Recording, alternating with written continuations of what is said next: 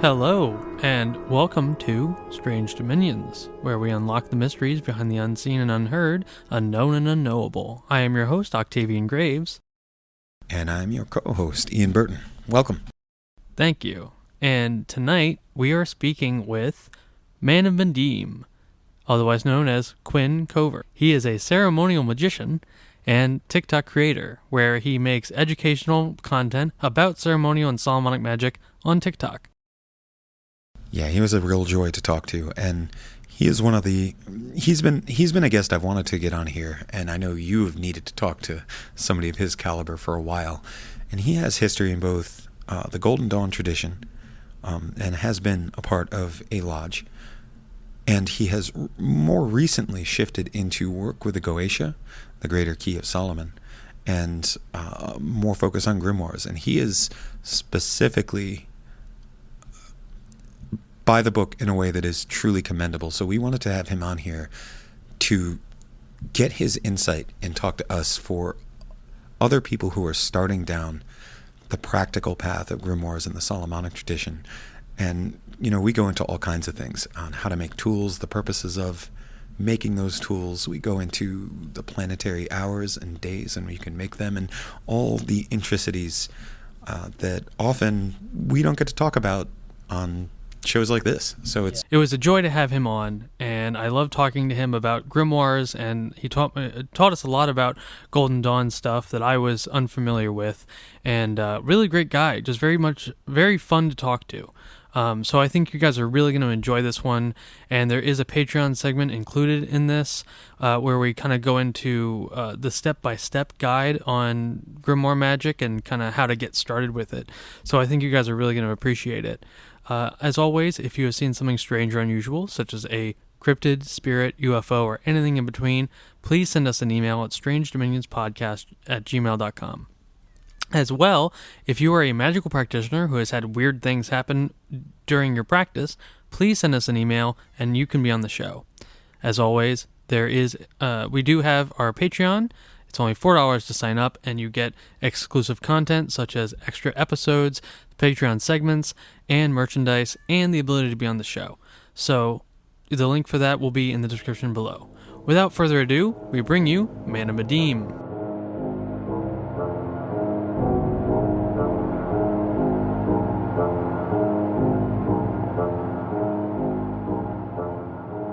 All right, tonight, me and Ian are interviewing Man of Madim, ceremonial magician and TikTok creator. How are you doing tonight? Doing great. Thanks for having me. Absolutely. We're really excited about this. It's a pleasure to have you on. So you make content on TikToks primarily around the Solomonic tradition and your preparations through that. And the videos are very, very informative and a lot of fun to watch. Thank you so much. I do my best. Yeah, no, you can definitely tell. But so where did this all start for you? What are your beginnings in magic in general? I wish I could say that I had these crazy paranormal experiences as a child, as many magicians will often claim. But no, it all began just me being a child curious about the beyond when it came to, is there a God? Are there angels? Are there demons? And things along those lines. I went to a private school for a year or so in elementary. Didn't last long there. Got kicked out of there for bringing in Spawn comic books. So have been disenchanted with the Christian religion between my private school experiences and also relatives who were born again Christian who pretty much split me and my cousins apart because I was bad, they were good. So between that and then my curiosity for religion and spirituality at a very young age just kind of drove me towards alternative paths when it came to spirituality, religion, and faith. I grew up watching a lot of horror movies, reading comic books, so that kind of also pushed me towards the darker, edgier things when it when we're talking about a different spiritual path. So around my preteens, I kicked out of school and started working with my father. And he had some coworkers. This was in construction. One of the coworkers I would talk to about magic and things that the. I remember bringing up the Satanic Bible and wanting to read the Levian Bible, and then he's like, "Oh, you want to see something that's a little more edgier? Here's the Necronomicon." And as I've heard in your earlier podcast, the Necronomicon's always coming up for our generation as part of the beginning. So I started reading in the Necronomicon. The same person introduced me to death metal, and so I started listening to Morbid Angel, and they talk a lot about the Necronomicon. And one of my favorite albums from Morbid Angel, you see A.E. Waite's Book of Ceremonial Magic on there, and that just kind of it's a great one. It's an awesome album. So then I just became more enticed into that world, and then I remember he took me to Barnes and Nobles, and I got my very first book, which I still have today, Herbal Magic with a K, and very Wiccan, neo pagan book. A lot of my first books, of course, were in the neo Wiccan realm, and then I finally, what was the game changer was I got Richard Cavendish's The Black Arts, gave me a good rundown of many traditions. Doesn't go too much into depth into them, but you see things on like Lodge Magic, Grimoire Magic, Gematria, Satanism, all through the whole umbrella. That's not a bad. That's not a bad starter book. I think I still have it. Like, Yeah, it really wasn't. Like, so what? Trying to think. Like, what are some other books when you started approaching ceremonial Golden Dawn style and and Solomonic magic when you were younger? What are some other noteworthy books that really kind of drew your interest into, I don't want to say real practice, but really putting your mind into the game when you were a younger man? I gotta say that for sure, Black Arts by Richard Cavendish was the one that really it just really I was just enamored by it, and it really pulled me in.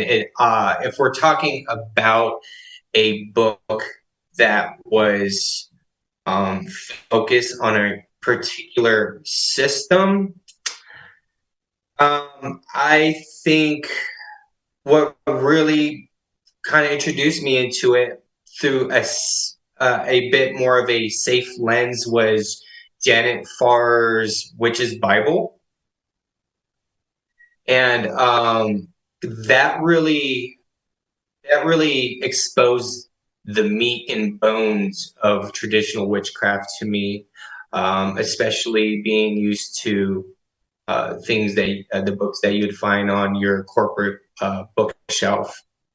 That one was like looking in there and seeing how they modeled their theme or their ritual dagger from the black hilted knife that you would find in the Keys of Solomon, and seeing their magic circles that they would use in the Gardnerian and the Alexandrian traditions of you would see the Hebrew names and these written in English sometimes, but you'd also see them written in Hebrew, and you would see that famous picture of Gerald Gardner with holding the sword to that little demon statue in the triangle outside of its circle. So it really showed me is like, yeah, there's more to this whole Wiccan practice than you know of. But I would say for sure the Witch's Bible, and then Rigardi's big old black brick, the Golden Dawn. I was going to ask you if you had gone over that. Me and Octavian were just talking about it. I recommended it. That like even if you're not a practitioner of Golden Dawn style tradition, it's just a great work. He did such a good job of that book. Yeah, he did. And people will talk, especially the gatekeepy, Golden Dawn elitists will they will like only the seventh edition, get only the seventh edition. And that was the edition that I had. But yeah, it's for sure. Even if you're not practicing Golden Dawn, that's why I will often recommend that book to people who are asking how to get started, or I'll recommend the Cicero's Self Initiation and Golden Dawn tradition because it just pretty much lays out the the fundamental basic knowledge that you would need as a ceremonial practitioner. It does, and that knowledge will follow you forever. You know, I was going to ask, you were talking about Rigardi, if you had ever gone through Garden of Pomegranates or The Middle Pillar. Because, like, even today, I still recommend those books. And the Cicero's, you know, and Endham's and the later things. I know some people are, you know, they're not as into those particular books as others, but I still think, especially when you're approaching Hermetic Kabbalah and its use, I always thought they were, Garden of Pomegranates, even in my old man years, I still enjoy reading that. I didn't know if you had an opinion of it.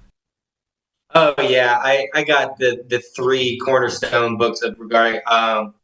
He has a lot of good material, but Garden of Pomegranates, Tree of Life, and Middle Pillar. Um, I will say they, depending on the style of reading that you like, Rigardi is can get a little bit verbose and complicated, especially putting in his psychoanalysis and the terminology that he uses. It could kind of reach beyond the reader at times. That's true. I mean, he was a psychologist, so I guess we can't fault Yeah, him in that. exactly. But I mean, it was a great view into the the psychology, the psychological model of magic. Which, of course, when I got into Solomonic magic, I kind of put it behind me to a certain extent. It demands you move Uh, away from it in a certain aspect. You know, I know yes, like I don't at this stage in my magical career, I don't necessarily separate them too much. I think there's a place for all of that. Like it's all useful, and but I know when you first approach Solomonic and grimoire work, you really need to do yourself a favor and kind of get rid of that almost soliplistic that a lot of people fall into when they're, you know what I mean? Like I think that when you get into the psych model, most people eventually hit that wall of like, well, we are all one and it's all an illusion. And then if you keep practicing, magic will smack you pretty hard. You're like, no, no, no, no. Like, yes, yeah, but not on the level that you're working with, maybe. yeah. So this isn't Like you practical. said, you'll hit that wall, or like everything's about intent, and it's like this isn't the secret, you know. What you think intent It's means and the beyond. intent that you're going to have to understand are two very different worlds. Yeah, It's like you can have fuel for a car, but if you don't have the car and drive the car, then it means nothing. totally. I agree with that. So what was I know that you were in a Golden Dawn temple for what was it, 7 years? Oh no, no, no, no, no, no. I was only going in there, like I've been practicing for about that long, but I was only in the Golden Dawn temple for about like 3 years. It's all kind of a blur. Um, yeah, I was in there for about 3 years out here in Denver, and then COVID hit, and some inner turmoil within the temple hit at the same time. So it just kind of put everything into blurry, and before you know it, it just kind of fell apart. Well, what was that like? Well, being in a temple and being in that very structured environment, what was that like? It was a privilege, especially considering the fact that there's a lot of people who want to get started and initiated. They see these things of astral initiations, or you could only be initiated by a true temple, and then they have to drive or fly for hours. So I saw it as a real privilege. And on the spiritual side of it, I felt as if, it was kind of like divine intervention type thing. It's like, this is what you wanted. Now here you go. It's in the same city that you just moved to. So, yeah, I I wouldn't give it up for the world. I wouldn't replace that past for anything. I don't regret anything about it, even though I don't practice the Golden Dawn system or tradition anymore. I That is something that I will always hold close to my heart. As for just being involved in it and just having people to be able to talk to, it it was something that I think any beginning practitioner just dreams about. So like I said, it was a privilege. I can't put really any more words to it. Well, that's really cool. Now, I mean, I know that the original Golden Dawn that broke up in the early 1900s, but there's been a lot of splinter groups, as it were, and I'm just curious about like the one that you went to. Did you find it was difficult to choose like which version of the tradition to follow, or is there still kind of like a center one that most people end up in, or is it all pretty singular in like there's multiple that aren't really involved in each other? So you have lodges that still follow the traditional outer order work of the Golden Dawn because the inner order has a totally different name. So the Golden Dawn is actually the outer order. And so you have lodges that follow the curriculum of the Golden Dawn traditionally.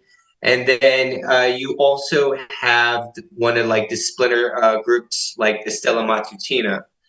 They are still around. There's a few lodges of those around. And then when they split it up back in I think it was like 1908 is when they split it. Mathers started his Alpha et Omega, which that didn't last long. I think they had like a lodge somewhere in Chicago, but it didn't last as long as Stella Matutina did. And then, of course, you had Dion Fortune, that was a Stella Matutina. Then she ended up leaving that, going into a Brotherhood of Light or something. I forget the name of that. But it wasn't something that really crossed my mind about which Golden Dawn tradition or group I wanted to follow. I just knew from being young and like going back to the Black Arts by Richard Cavendish and reading about Crowley. And then once I read into Crowley, and then I saw he was part of the Golden Dawn, and then I started looking at the Golden Dawn, and it just was just overwhelmed by the complexity of its system. So I knew from a young age that like I would love to practice the Golden Dawn. I can't right now as a youngin because I can't. There's no way I could create or afford all of these tools and implements. So when it came time within my life, I was at a fork in the road and came out here to Denver, where I live now. I moved from San Diego with my family to Denver, and I just looked up a Golden Dawn temple out here, and there happens to be two. And I reached out to the one that I was initiated into, and interviewed me a couple times, and off to the races. That's really interesting because in Maryland, where we are, we actually have a Rosicrucian order. We have a Theosophical Society and the William Blake Lodge, which is one of the bigger OTO lodges. And I remember when I first started getting into magic, the actual practice of magic in 2020, 2021, I would go to the OTO. They didn't have physical meetings. They had meetups online. And I would go to those. And I kind of got disillusioned a little bit because it wasn't really as magical as I was hoping it would be. It was more of just a fraternity. And then once I realized, and I had a mentor that showed me like, okay, well, you're not going to really learn a lot of magic from the lodges that are around today. You kind of have to dig straight into the grimoires. And I'm just curious if, the Golden Dawn, is it still pretty magically inclined, or have they gotten away from that like a lot of the lodges have? So it really depends on how you see magic. You know what I mean? So there could be an argument there. You got your practical magic, your thaumaturgy, where you're creating things on the physical plane through the agency of the incorporeal. So, through the agency of spirits and gods and angels, I petition them to create a change on a physical plane. And you have your more theurgical ways of looking at it, like you're doing change, but on the inside, more of a spiritual alchemy. Now, the Golden Dawn, when in the outer order, you are going through these grades and you are learning these fundamentals that you will need to be able to study magical texts. Like without the studies and the research that I did in my Golden Dawn days, it would have been 100 times harder to introduce myself to the grimoires. It helped me out so much. Um, but so the to be honest with you, the practical magic happens when you enter into 5-6. And because at 5-6 is where you are left to your own devices. You got people who are initiated in 5-6, they go do grimoire magic, or some go to Enochian magic, which is kind of Golden Dawn's bread and butter, as in the Golden Dawn Enochian. It's really the initiate's prerogative of where they want to go at that time. But from neophyte all the way up to portal, that is right before 5-6, in between the 4-7 and 5-6, you are learning all of the things that you need to know for when you get into practical magic. So at the beginning, it's spiritual alchemy. It is a lot of mysticism. It's a lot of contemplative mysticism. It's a lot of meditations. You're reconfiguring those philosophical and spiritual elements within for when you do start the practical magic. And if say you want to get into Goetia, you're much more of a spiritually authoritative figure, other than just some teenager who picked up the Lemmigan and was like, all right, I'm going to read out some conjurations. You're in a much better place spiritually, emotionally. So when it does come time where you're in the presence of something malevolent, you know how to take care of it, and you know how to carry yourself. I would agree with that 100%. It kind of mirrors my own work and understanding. And 5-6 would be Adeptus Minor. So through the portal grade, and I always kind of described it as like you are a full-fledged mage out on your own at that point. Before that, it's kind of like training. And as I said, you do gain that spiritual, emotional, and mental. Like all of your bodies become trained with understanding, with knowledge, with practice, and something that is kind of put out there when I talk about this subject is that it increases your power, like on a spiritual level as well, like and how that works. And if you encounter a spirit beyond that point with that background, your potency, purely your spiritual strength, as well as your understanding and perception of how these forces are working and how these spirits are working, is exceptionally greater. Like you're going to stand toe to toe with that spirit and not just hope it doesn't mess with you. Okay, and that's interesting because I was going to ask you. Okay, no, that's really informative. We're going to get into your Goetia work in a minute. But do you feel like for someone starting out that they say like, okay, I really want to work the Goetia as it is written? Do you think it's still possible for them to be successful in that without a Golden Dawn or Lodge Magic background, or do you feel that having that background is really integral to being successful in Grimoire magic? I mean, anything's possible with enough, mental fortitude. Honestly, say for instance, if I picked up like the Keys of Solomon King or the Lemmigan without any of my previous education within the Golden Dawn, I would have looked at all this Hebrew and these Greek terms and these hierarchies of angels and spirits, and just kind of been lost. As I was when I first started and really wanted to do Goetia. Luckily, I had a mentor who had been doing it for 12 years, and he guided me on a lot of things. But as I've been looking at it on my own, I think I do have a better foundation in it than a lot of people do, but I still get lost pretty frequently. And Ian's been helping me out a lot in actually organizing it in a way that I feel I could actually do it, in a very practical level. That's I appreciate you saying that. Like it's you're saying about the Hebrew, and you're talking about the zodiac and the planets, and not only the terminology that you're memorizing, but what that's something not just the Golden Dawn, but experience grants you, because there are levels of meaning to these things, and these levels have their own kind of, I don't want to say power, but an understanding you will gain through doing this work.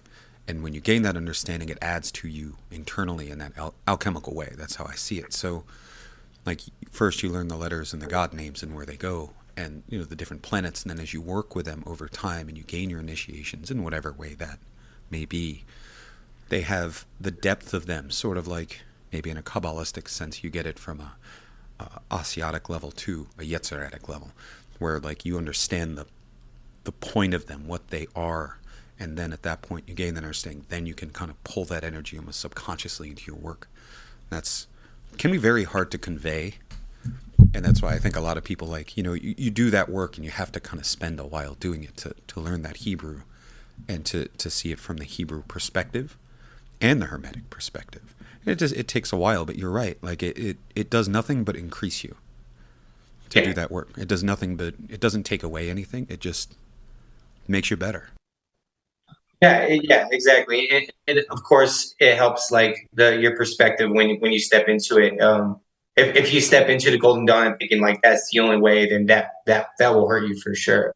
But if you're open to everything and you're saying like, oh, Wicca does this, oh, Golden Dawn does this, OTO does this, the Solomonic does this, oh, and you look at these different grimoires, which in the Solomon corpus they do this, they do this. It really opens you up, and so Yep. And there it's all apart.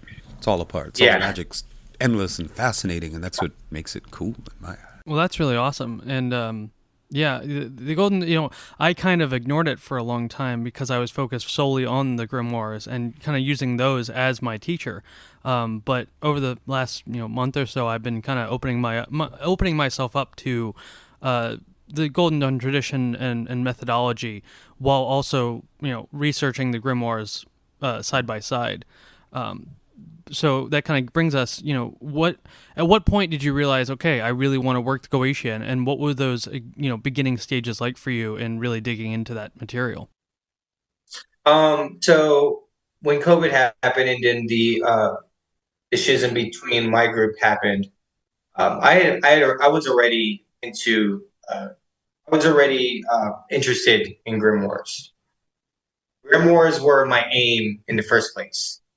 Of course, I was into the Golden Dawn and I wanted to learn its system, but the ultimate goal for me starting magic was to be able to look at a grimoire, understand it, and practice it.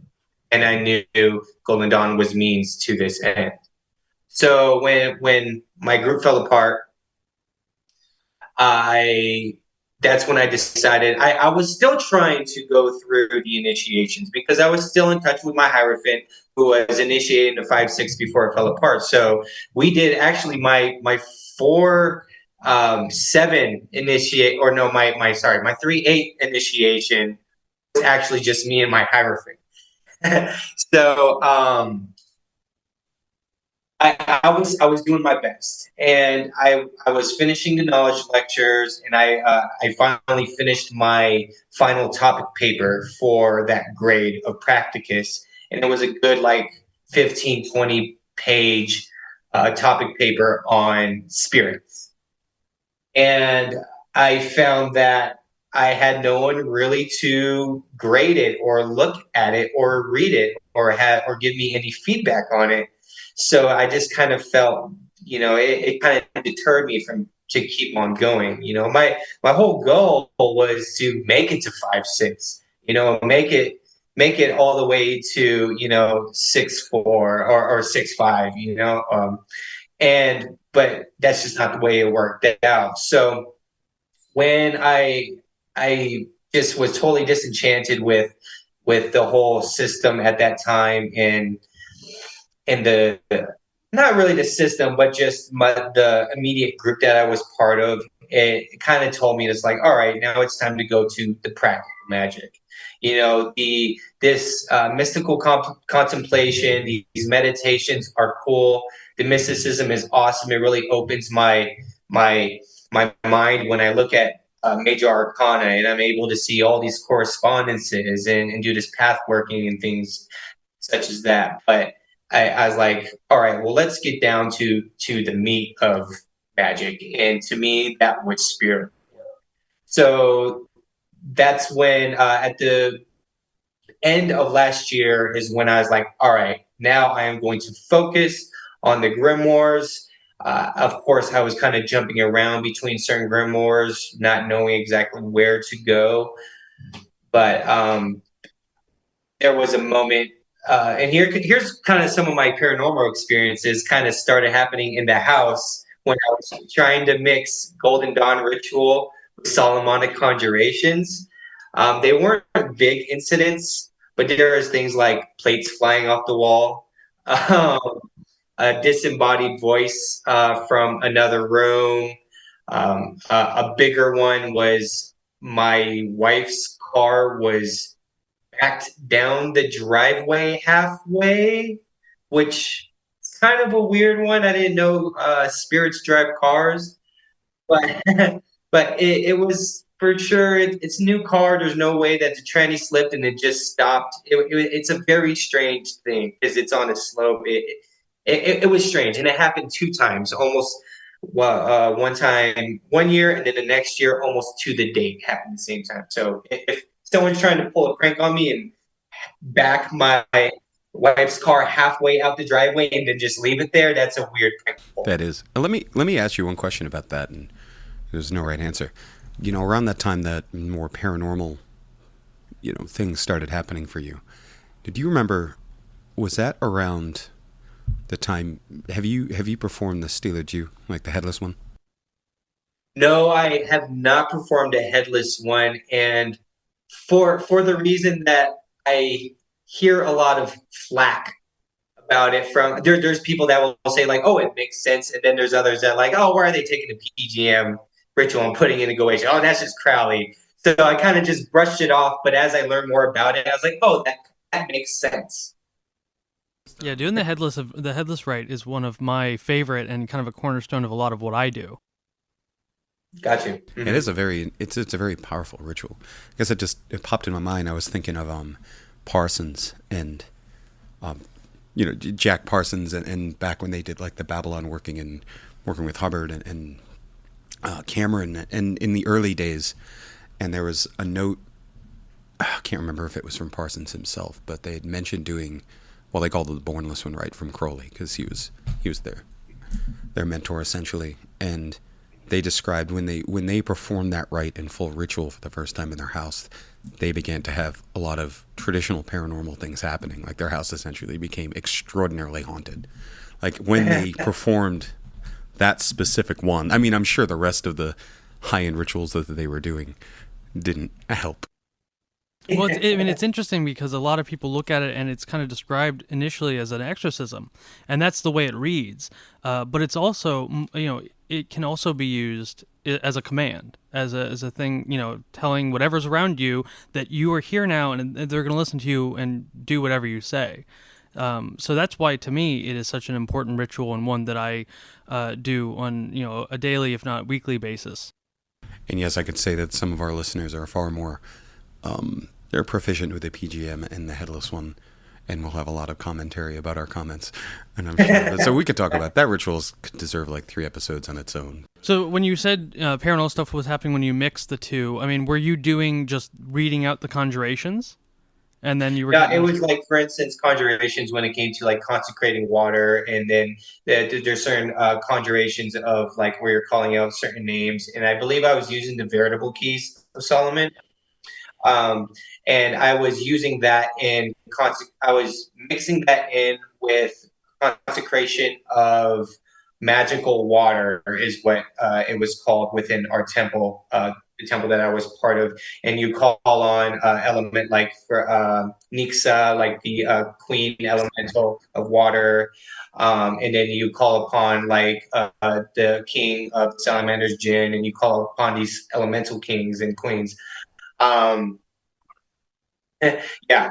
And then like Go is for the gnomes. And then yeah, Peralta for the sylphs. Yeah, and I gotta say, Uh, they were some of like the earliest spirits that I used to kind of directly work with, and in a weird, in sometimes informal ways back when I was a lot younger and kind of right in the middle of that, like Nixa especially. We yeah. we had some of a weird little occurrence last week. I told, so I'm a follower and devotee of Akate, and I have a specific area where I do my offerings. It's a 3-way crossroads in the woods, and I took Ian there about a week ago, and he decided to do the LBRP, and I'm watching him doing it, and I can feel the energy that he is bringing up from it. And I had never seen one done in that way before. I've seen it online, but never like in person to completion. And nothing really happened in that moment. But as we were walking out of the woods, what? Well, I should notice that there was some things I did after that, but that Okay. it wasn't like a, a formal ritual after that. It was like, well, we're gonna do a little extra on top of that. Yeah, and so as we were leaving the woods, there were this grouping of trees, and there was a little bit of wind out, but not really anything crazy. And this one tree was creaking back and forth, and it was only one, and it was making this really, really crazy creaking noise. And Ian was kind of worried it was going to fall on us. And then as we moved past it, that one stopped creaking, and then a one ahead of us started creaking in the exact same way. And we kind of took that as like, okay, something wasn't really a big fan of us being there or what we did. And that was a really interesting little kind of side result. I don't think we planned on bringing anything up, but something definitely answered the call. You definitely told that story in a very humble way. Yeah, So it was yeah. a little more extra than that, but Yeah, it was a pretty yeah, that was an interesting evening. experience. I have to elaborate a little bit. He said it was one or two trees, but have you ever heard like a tree snapping in the wind like it's gonna fall? Have you ever spent Oh yeah. time out? Me, same. And I'm a nature kid. I've hiked all my life, and like I've been out in the woods during hurricanes and stuff, and I've seen them fall. And these weren't very small trees. They were very very big old trees, and it certainly was like it started with one and then two, and it was like something had grabbed these trees at the top and were shaking them violently, where you kind of heard that explosion like sound like bark is cracking Yeah. Yeah. like in the wind. There was nothing and, there. And there was nothing there, but so, we had that force because the air had definitely changed after a little bit of magic. So we're walking up the trail to our right. This happens, and the trees followed us about 30 feet, where the first one stopped cracking, and it was like just keeping pace. And that it was a yeah, it just figured he was very humble in that telling, but that it was something that stood out even as somebody who experiences and practices magic. I'm like, well, that's pretty extra, as I would say. Yeah. That's something they tell you too when you start doing the burp like consecutively, and especially if you're out in a forest where there's plenty of spirits. If there's not a lot of people around or that live there, you're in a forest, so there's already like kind of spirits calling at home. So when you do the burp and the LRP like LERP, you are lighting yourself up on the astral, is what they tell you. So all these like all different types. You might be trying to appeal to a certain type of force, but there's a lot of other astral trash and nasties that are also taking notice, and they're kind of like moths to a lantern or something. Like, hey, what's going on over here? And I should add to the last, like I do the LBRP regularly, just as foundation. I don't, but I think I'm going to start after that whole night. I mean, yeah, and it's a good. I like it. Just I do it sometimes if I just feel confused. Like it just brings my. I look at it like it.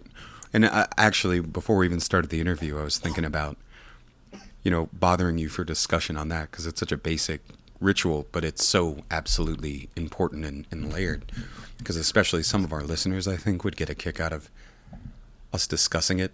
But the only thing I will say about that is I did the LBRP, but then we mentioned we would be working with the Arbitel, and I did kind of an informal. I did some personal work with that I won't speak on in a podcast. But after that, it was kind of an informal calling out to two specific Olympic spirits in that circle without doing their formal Arbitel specific ritual, because you can call on spirits; they will hear you, but certain ways to do it if you're calling them in certain ways. But so I should say that there were those two powers that had kind of been called on before it got extra.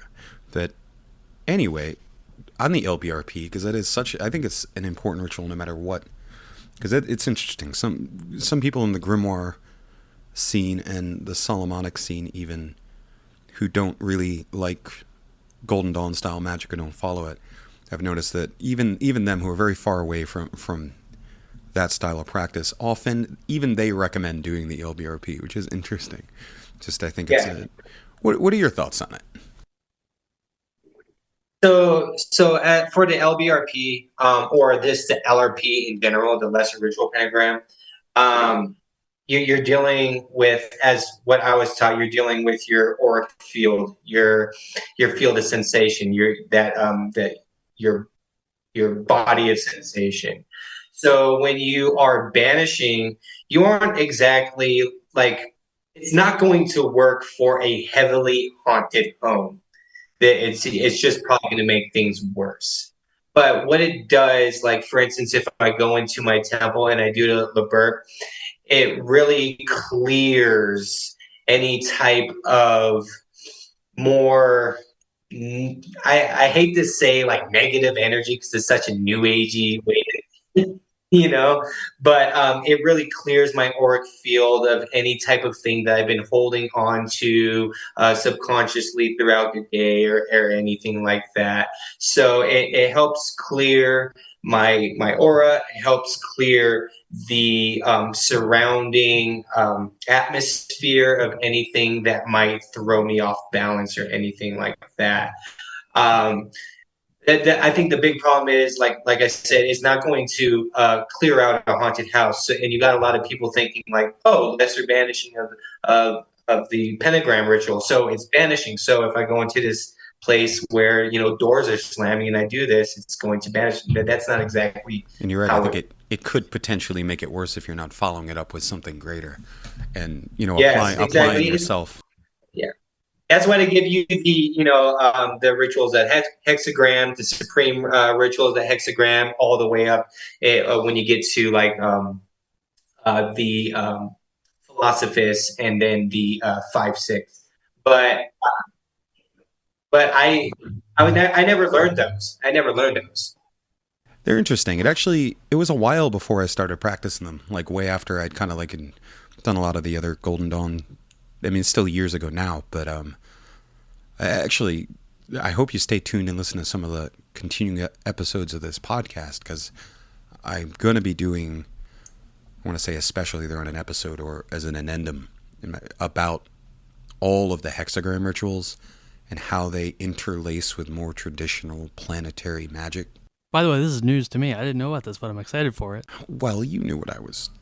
He knows I've been doing some work, but I've been writing kind of an essay on integrating and kind of breaking it down for everybody to understand, like how the hexagram rituals themselves relate to like talismanic magic and grimoire, in the sense that these all exist, they all do things. How do they interact? Because we're dealing with the planetary forces, and what do the hexagram rituals do for the mage mechanically, and how they are similar and different and can enhance more traditional like consecrating talismans using planetary angels and spirits. So if you're into that, feel like we'll definitely have to talk about it. I mean, I never learned those because I never made it to those grades, and then I went straight to grimoire work. But I think I might have been talking to one of the chiefs or my old Hierophant, and he was talking about how those, as you said, these hexagram rituals are planetary. And it's a way of opening a planetary portal. So therefore, that's why you don't see the days and the hours often used in the Golden Dawn system. They don't abide by like this day and this hour because they use these hexagram rituals to kind of open up that planetary portal. Right. But that's kind of making a leap. So, okay, I'm not on the right day, but we can bring those forces here through this work, which is kind of the stuff that I'm writing about. And but yeah, thank you for letting my ramble go on. I will do that. You let me. No problem. So back to the grimoire stuff when you were starting, because for me, I was very dedicated to the lesser key. That was what I wanted to do.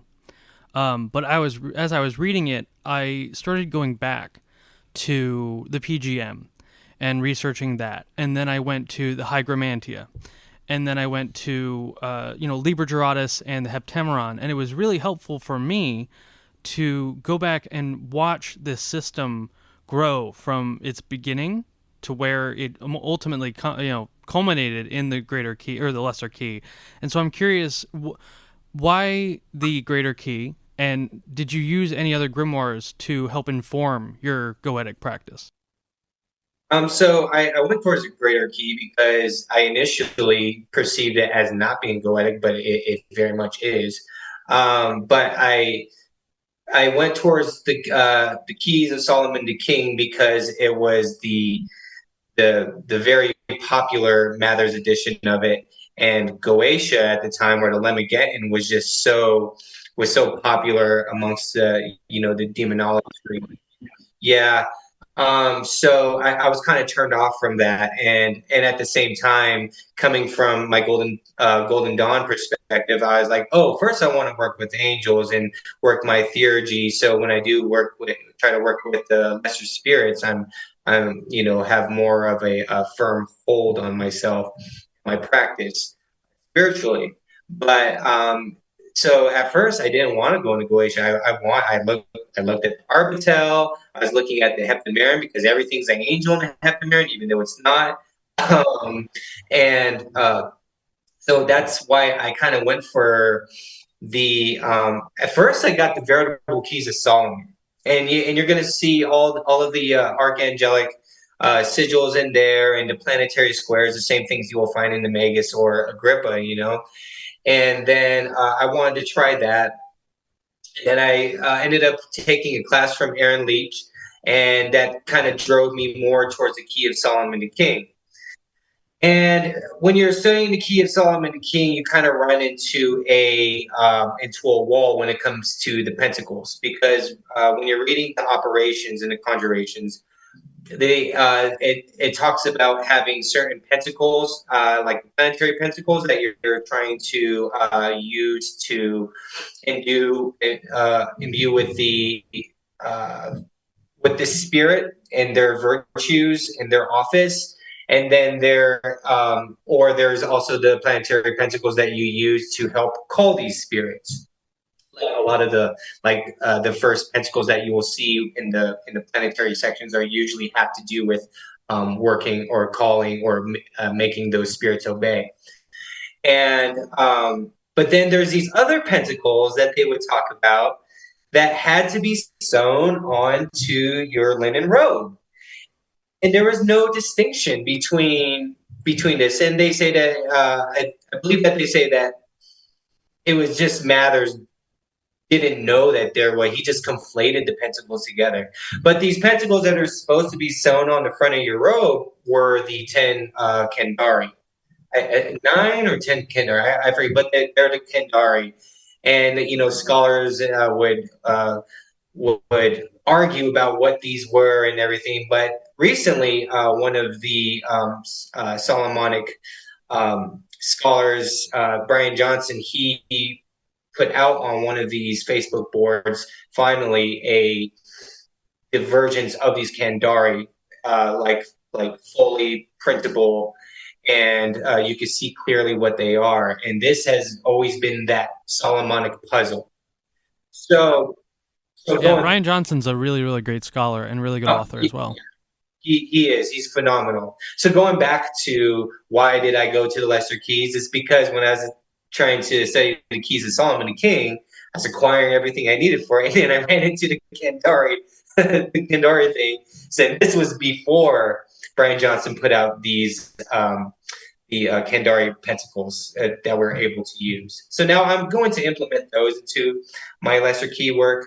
But running into that wall, it kind of pushed me in like, all right, well, I could still most likely, this is still a workable system.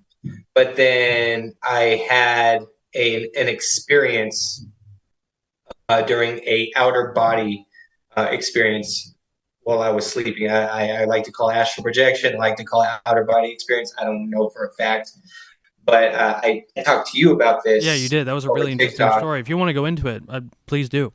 Yeah, so I will. It happened. So these out of body experiences started happening um, along the end of my work with the Golden Dawn and into my Solomonic practice. And it always happened, not always happened, but when it would happen when I would wake up and go back to sleep. And if you read techniques on how to actual project, they will often say that this is a good time. If you wake up, stay awake for like an hour or so, and then go back to sleep because your mind is awake, but yet your body is still in that mode to where it could go back into REM. See, I Very try that a lot, and I can never go back to sleep. Once I'm up, I have that condition where once I'm up, I'm up. You know, it's very hard to fall yeah, back asleep for me.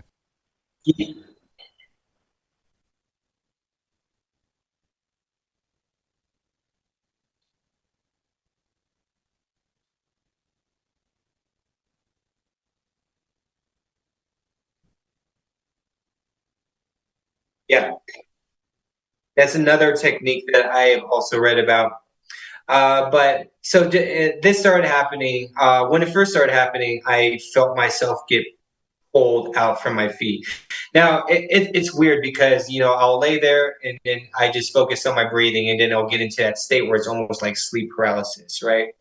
I am very conscious of the room around me, but it is fuzzy in a dreamlike state. And the cool thing about this is that there's often spectral things happening around me. I thought my sister, who lives in California, came down into the room. I've thought I heard mice crawling through a vent that I don't have on my ceiling, even though that's something that I could probably chalk up. Like, yeah, there's probably mice in the wall. But there's other things like I felt a pebble get thrown at me. And then I remember like looking, trying to find the pebble. And that's when I realized like, oh shit, I am in that state. I am in that outer body state. Um, and I will hear voices or I'll see things around. So it's very relatable to like the experiences of sleep paralysis of having these ghostly figures around, right? Well, this particular time that I'm talking about that kind of led me into really wanting to practice the Goetia was I was asleep and I could feel a child walking back and forth on my partner's side of the bed. Of course, she was upstairs. I was taking a nap before work, but I could feel like something pacing back and forth. I could feel the little tiny footsteps going back and forth, and I knew. I automatically knew. I'm always conscious of this. I was like, all right, I'm in that state again. So when I first started having these, I would slip out. I would get like dragged out, but now I I've had just that happen personally, that being dragged, and that can be kind of harrowing, but also exciting in an odd way. oh yeah, That was my exactly. impression. It happened a long time ago, a few times, but continue. So I felt it walking back and forth, and then so I floated up out of my body, and the reason why I noticed this in lucid dreaming is because I always begin in my room, always in my room. And then so I'm like, all right. So I go into my ritual room because of course, I'm always very conscious of this experience. I'm like, oh, I want to go to my magic room and see what it looks like on the astral plane, you know? And I go into my ritual room, which during another experience is where I found my name, Man of Madim, but that's a whole other story. Um, and so I go into my ritual room, and it tends to change the dreamscape. Sometimes there's ritual items laying around and there's candles. Sometimes there's just paintings, weird paintings, and this time it was just a whole bunch of toys, like a huge like collection of toys all over the place, right? And then so I remember, so I started thinking like, oh, where's this figure that was walking up and down on my bed? So I started looking around, and then I remember. Let me clarify that this is still in a dreamscape, so things tend to be a little fleeting. So I remember seeing a shadow figure peek around the corner from the door, and I was like, "Oh, there you are." And it very much gave off this presence of trickery and like a little kid, like was playing a game with me, right? And so I'm trying to find this thing, and I'm like yelling divine names, like trying to battle this thing magically, and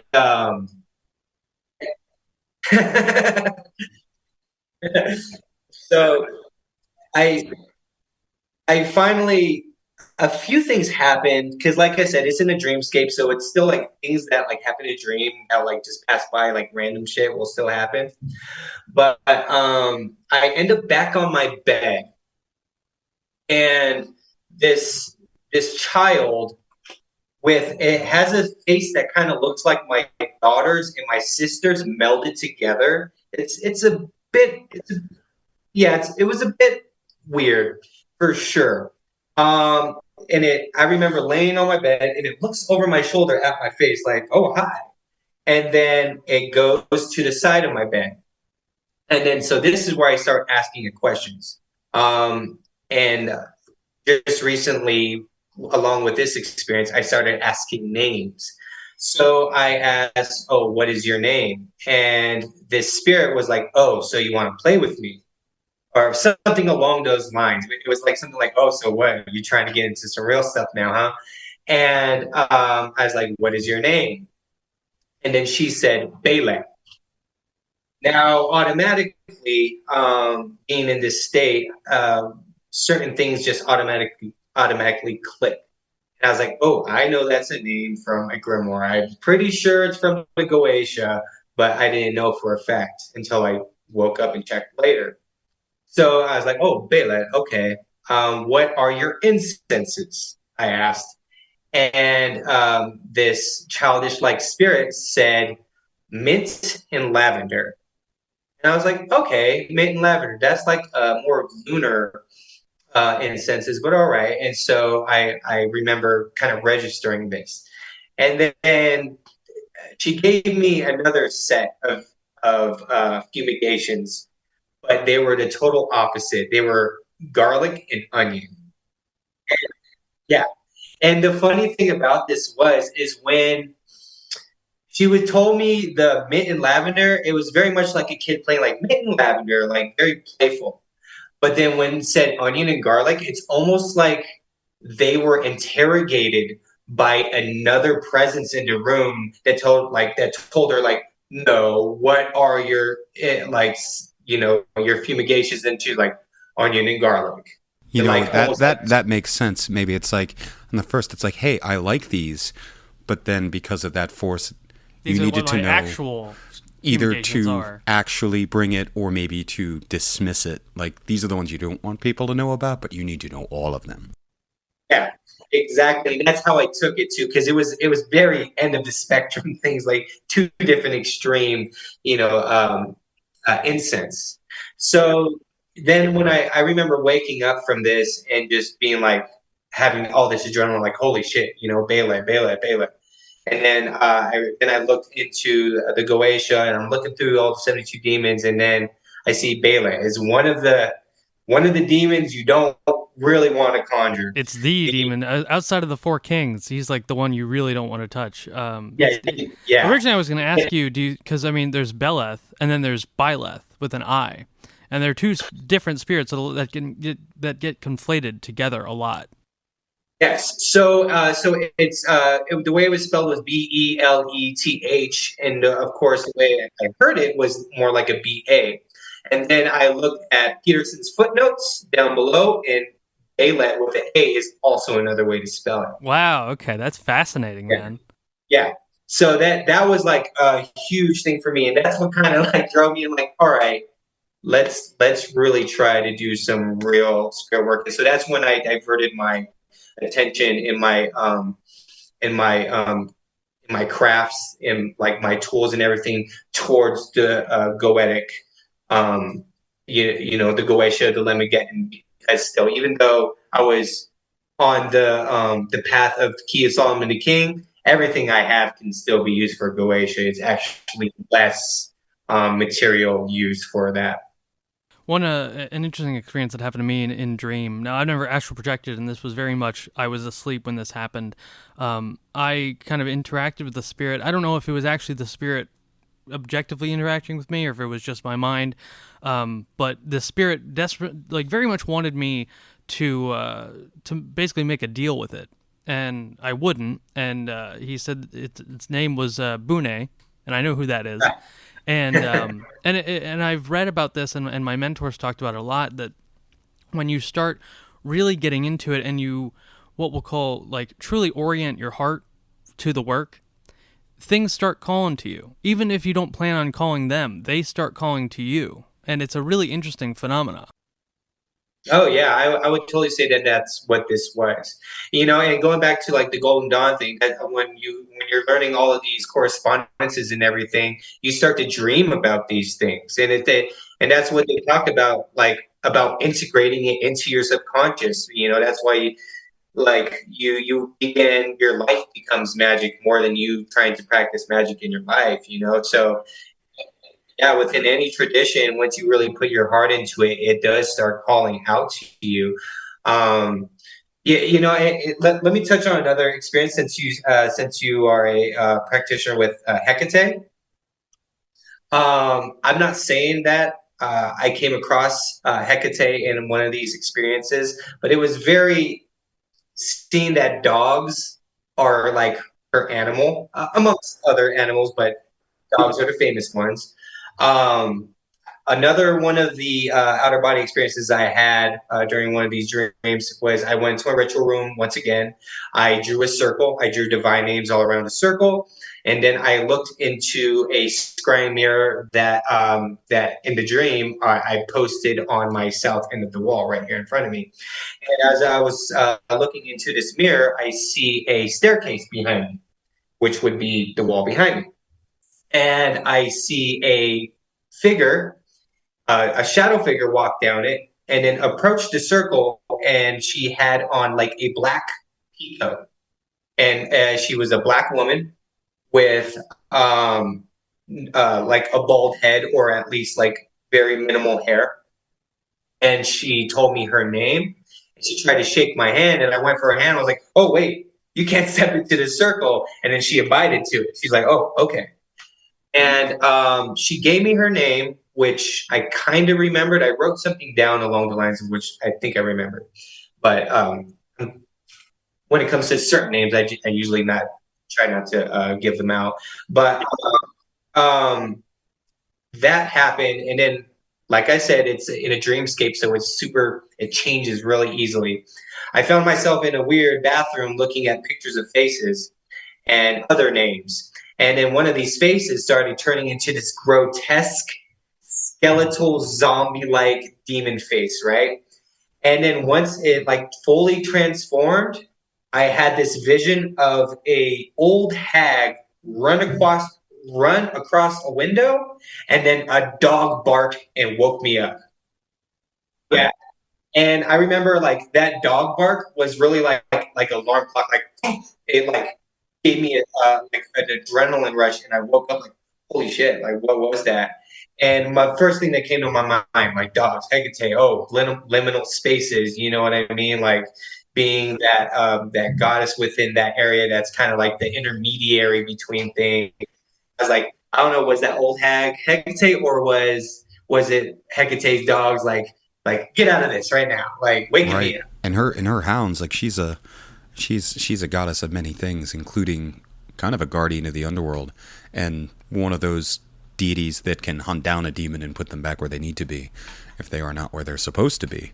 And I'm not going to go into the whole story, but it's interesting you're talking about that out of body liminal space that's kind of like sleep paralysis. I have a lot of experiences with that too, and interestingly, one of the most notable ones I had did involve a black dog, and in black dogs themselves, at least some of them, in folklore, I associate them in my UPG headcanon, which I don't know how UPG it is, with Hecate's hounds. And it's something I never put together until I was doing a little work with her, and then it just kind of, the idea clicked in my mind. Because I've heard and had experiences with, I call them like Grims or black dogs before, under the context that, not to say they're common, but certain other spirits seem afraid of them, which is an odd thing maybe to say in that context, but that they'll flee from one. And doing some work there, it was just like this idea bubble of like those are her hounds, and Yeah. we're talking about demons, at least some of them. I'm not going to categorize them all, but as chthonic beings, at least some of them, or from another place beside the world, our world of causality. Like she has rulership of that, and those hounds could, and that could be it. Perhaps you kind of had some of those nasties, or you were introducing yourself to them, or in that world to learn, and that hag might have been a thing, and it was like, no, no, no, no. That force was kind of watching your back a little bit, like, nope, it's time. You go back to where you belong, and you're good. That's just me Oh, yeah. speculating, but you know what I mean? It's just Yeah. Yeah, I totally agree with that because during experiences like that, when you listen to, when you listen to yourself, not the voices in your head, but you automatically get a feeling that like, I know that this is what it is. You know what I mean? Yeah. So I've been working on something along these lines. Before I tell everyone about it, and we're going to go to our Patreon segment. So, but for our main show listeners, can you tell people where they can find you and your work? You can find me on man_of_Madim on Instagram. You can find me on Facebook just as Quinn Cover, QUINNKOVER. And you can find me on TikTok as the same as my Instagram, Man of Madim. I am always happy to answer questions and talk to people, and you don't have to pay me. well, I'm going to bother you a lot because people have been pressuring me to start doing TikToks. Yeah, And we're going to I'm start getting into and, TikToks as well.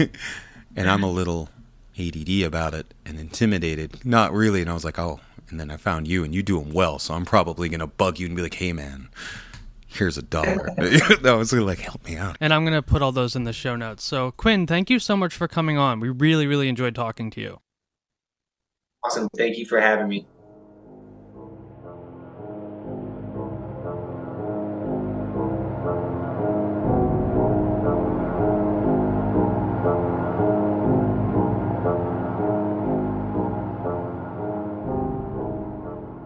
And that was our conversation with Man of Madim, otherwise known as Quinn Cover. Man, I really liked having him on. I love talking to him about grimoires and Golden Dawn, and even bouncing around some paranormal topics with him. Oh, yeah, I agree. That was a refreshing conversation. And my interests are very varied, and he hit a lot of them. And it was a joy to kind of just be able to go into some of the deep dive stuff in both kinds of sides of those traditions. Yeah, absolutely. And as always, there is a Patreon segment included in this. So if you are not a patron, I highly recommend you sign up so you can hear the rest of this conversation. Yeah, it's pretty meaty. Like, that's the Patreon section. It's where we Yeah. keep the real good magic. Yeah, So absolutely. check out the link in the podcast description. And as you all know, we will see you again on The Strange Dominions.